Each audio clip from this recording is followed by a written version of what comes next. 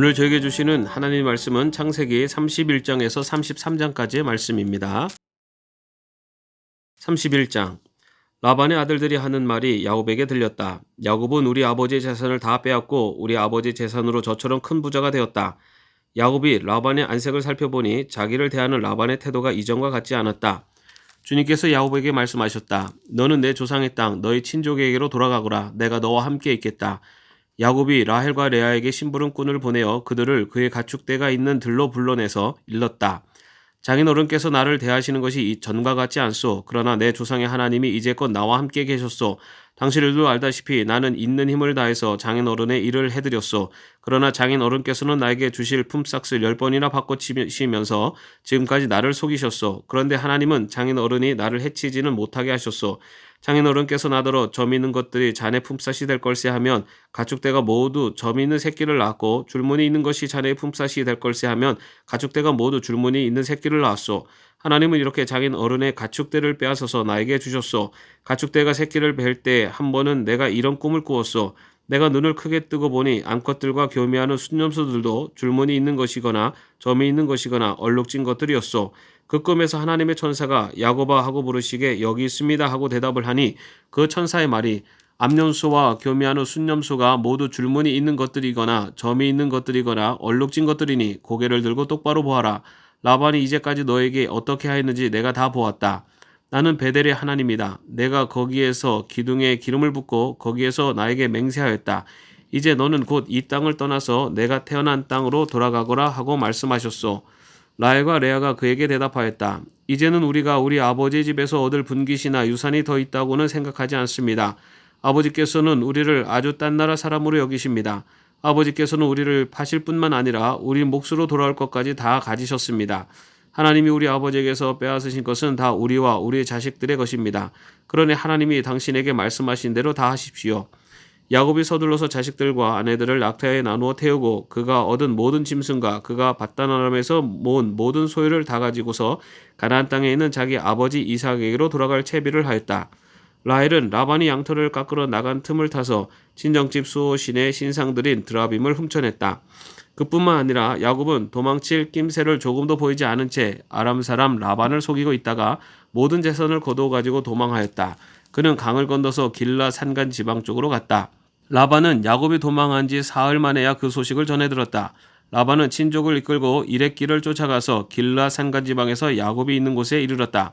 그날 밤에 아람 사람 라반이 꿈을 꾸는데 하나님이 나타나셔서 좋은 말이든지 나쁜 말이든지 야곱에게 아무 말도 하지 않도록 조심하라 하고 그에게 말씀하셨다. 라반이 야곱을 따라잡았을 때 야곱이 길랏 산간지방에다가 이미 장막을 쳐놓았으므로 라반도 자기 친족과 함께 거기에 장막을 쳤다.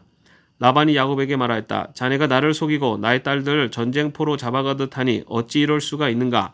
어찌해 자네는 나를 속이고 이렇게 몰래 도망쳐 나오는가? 어찌하여 나에게 아무 말도 하지 않았는가? 자네가 간다고 말하였으면 북과 수금에 맞추어서 노래를 부르며 자네를 기쁘게 떠나보내지 않았겠는가? 자네는 내가 나의 손자 손녀들에게 입을 맞출 기회도 주지 않고 딸들과 석별의 정을 나눌 시간도 주지 않았네. 자네가 한 일이 어리석기 짝이 없네. 내가 마음만 먹으면 자네를 얼마든지 해칠 수 있네. 그러나 어젯밤 꿈에 자네 조상의 하나님이 나타나셔서 나에게 경고하시기를 좋은 말이든지 나쁜 말이든지 야곱에게 아무 말도 하지 않도록 조심하여라 하셨다네. 자네가 아버지의 집이 그리워서 돌아가는 것은 당연하지만 어찌하여 나의 수호신상들을 훔쳤는가? 야곱이 라반에게 대답하였다. 장인어른께서 저희 처들을 강제로 빼앗으실까 보아 두려웠습니다. 그러나 장인어른 댁 수호신상들을 훔친 사람이 있으면 그를 죽이셔도 좋습니다. 장인어른의 물건 가운데서 무엇이든 하나라도 저에게 있는지 우리의 친족들이 보는 앞에서 찾아보시고 있거든 가져가십시오. 야곱은 라헬이 그 수호신상들을 훔쳤으리라고는 전혀 생각하지 못하였다. 라반은 먼저 야곱의 장막을 뒤졌다. 다음에는 레아의 장막과 두 여종의 장막까지 뒤졌으나 아무것도 찾아내지 못하였다. 레아의 장막에서 나온 라반은 라헬의 장막으로 들어갔다. 라헬은 그 수호신상들을 낙타 한 장 밑에 감추고서 그 위에 올라타 앉아 있었다. 라반은 장막 안을 샅샅이 뒤졌으나 아무것도 찾아내지 못하였다. 라헬이 자기 아버지에게 말하였다. 아버지, 너무 노여하지 마십시오. 지금 저는 월경 중이므로 내려서 아버지를 맞이할 수 없습니다.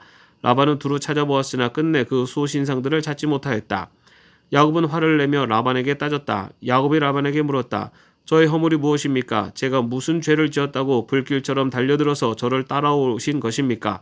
장인어른께서 저의 물건을 다 뒤져보셨는데 장인어른의 물건을 하나라도 찾으셨습니까? 장인어른의 친족과 저의 친족이 보는 앞에서 그것을 내놓아 보십시오. 그리고 장인어른과 저 사이에 누구에게 잘못이 있는지 이 사람들이 판단할 수 있게 해주십시오. 제가 무려 20회를 장인어른과 함께 지냈습니다. 그동안 장인어른의 양떼와 염소떼가 한 번도 낙태한 일이 없고 제가 장인어른의 가축대에서 순양 한 마리도 잡아다가 먹은 일이 없습니다. 들짐승에게 찢긴 놈은 제가 장인어른께 가져가지 않고 제 것으로 그것을 보충하여 드렸습니다. 낮에 도적을 맞든지 밤에 도적을 맞든지 하면 장인어른께서는 저더러 그것을 물어내라고 하셨습니다. 낮에는 더위에 시달리고 밤에는 추위에 떨면서 눈 붙일 겨를도 없이 지낸 것, 이것이 바로 저의 형편이었습니다. 저는 장인어른의 집에서 20회를 한결같이 이렇게 살았습니다. 두 따님을 저의 처로 삼느라고 10년 하고도 4년을 장인어른의 일을 행해드렸고 지난 6해 동안은 장인어른의 양떼를 돌보았습니다. 그러나 장인어른께서는 저에게 주셔야 할 품삯을 10번이나 바꿔치셨습니다. 내 조상의 하나님 곧 아브라함을 보살펴주신 하나님이시며 이삭을 지켜주신 두려운 분께서 저와 함께 계시지 않으셨다면 장인어른께서는 저를 틀림없이 빈손으로 돌려보내셨을 것입니다. 그러나 하나님은 제가 겪은 고난과 제가 한 수고를 몸소 살피시어 어젯밤에 장인어른을 꾸짖으셨습니다. 라반이 야곱에게 대답하였다. 이 여자들은 나의 딸이요 이 아이들은 다 나의 손자 손녀요 이 가축대도 다 내 것일세. 자나의 눈앞에 있는 것이 모두 내 것이 아닌가. 그러나 여기 있는 나의 딸들과 그들이 낳은 나의 손자 손녀를 이제 내가 어떻게 하겠는가. 이리 와서 자네와 나 사이에 언약을 세우고 그 언약이 우리 사이에 증거가 되게 하세. 그래서 야곱이 돌을 가져와서 그곳으로 기둥을 세우고 또 친족들에게도 돌을 모으게 하니 그들이 돌을 가져와서 돌무더기를 만들고 그 돌무더기 옆에서 잔치를 벌이고 함께 먹었다. 라반은 그 돌무더기를 여갈 사하두다라고 하고 야곱은 그것을 갈렛이라 하였다. 라반이 말하였다. 이 돌무더기가 오늘 자네와 나 사이에 맺은 언약의 증거일세. 갈렛이란 이름은 바로 여기에서 유래한 것이다. 이 돌무더기를 달리 미스바라고도 하는데 그것은 라반이 우리가 서로 떨어져 있는 동안에 주님께서 자네와 나를 감시하시기 바라네 하고 말하였기 때문이다. 자네가 나의 딸들을 박대하거나 나의 딸들을 두고서 달리 아내들을 얻으면 자네와 나 사이에는 아무도 없다고 하더라도 하나님이 자네와 나 사이에 증인으로 계시다는 것을 명심하게. 라반은 야곱에게 또 다짐하였다. 이 돌무더기를 보게. 그리고 내가 자네와 나 사이에다 세운 이 돌기둥을 보게. 이 돌무더기가 증거가 되고 이 돌기둥이 증거가 될 것이네. 내가 이 돌무더기를 넘어 자네 쪽으로 가서 자네를 치지 않을 것이니 자네도 또한 이 돌무더기와 이 돌기둥을 넘어 내가 있는 쪽으로 와서 나를 치지 말게. 아브라함의 하나님, 나홀의 하나님, 그들의 조상의 하나님이 우리 사이를 판가름하여 주시기를 바라네. 그러자 야곱은 그의 아버지 이삭을 지켜주신 두려운 분의 이름으로 맹세하였다. 야곱은 거기 산에서 제사를 드리고 친족들을 식탁에 초대하였다. 그들은 산에서 제사 음식을 함께 먹고 거기에서 그날 밤을 보냈다. 라반은 다음날 아침 일찍 일어나 자기 손자 손녀들과 딸들에게 입을 맞추고 그들에게 축복하고 길을 떠나서 고향으로 돌아갔다. 32장. 야곱이 길을 떠나서 가는데 하나님의 천사들이 야곱 앞에 나타났다. 야곱이 그들을 알아보고 이곳은 하나님이 지니구나 하면서 그곳 이름을 마하나임이라고 하였다. 야곱이 에돔벌 세일 땅에 사는 형 에서에게 자기보다 먼저 심부름꾼을 보내면서 지시하였다. 너희는 나의 형님 에서에게 가서 이렇게 전하해라. 주인의 종 야곱이 이렇게 아뢰입니다. 저는 그동안 라반에게 몸붙여 살며 최근까지도 거기에 머물러 있었습니다. 저에게는 소와 나귀, 양떼와 염소떼, 남종과 여종이 있습니다. 형님께 이렇게 소식을 전하여 드립니다. 형님께서 저를 너그럽게 보아 주십시오. 심부름꾼들이 에서에게 갔다가 야곱에게 돌아와서 말하였다. 주인 어른의 형님인 에서 어른께 다녀왔습니다. 그분은 지금 부하 400명을 거느리고 주인 어른을 치려고 이리로 오고 있습니다. 야곱은 너무나 두렵고 걱정이 되어서 자기 일행과 양떼와 소떼와 낙타떼를 2패로 나누었다. 에서가 와서 한 패를 치면 나머지 한 패라도 피하게 해야겠다는 속셈이었다. 야곱은 기도를 드렸다. 할아버지 아브라함을 보살펴주신 하나님, 아버지 이삭을 보살펴주신 하나님, 고향 친족에게로 돌아가면 은혜를 베푸시겠다고 저에게 약속하신 주님, 주님께서 주님의 종에게 베푸신 이 모든 은총과 온갖 진실을 이 종은 감히 받을 자격이 없습니다. 제가 이 요단강을 건널 때 가진 것이라고는 지팡이 하나뿐이었습니다. 이제는 저는 이처럼 2물이나 이루었습니다. 부디 제 형의 손에서 에서의 손에서 저를 건져 주십시오. 형이 와서 저를 치고 아내들과 자식들까지 죽일까 두렵습니다. 주님께서 말씀하시기를 내가 반드시 너에게 은혜를 베풀어서 너의 씨가 바다의 모래처럼 셀 수도 없이 많아지게 하겠다 하시지 않으셨습니까? 그날 밤에 야곱은 거기에 묵었다.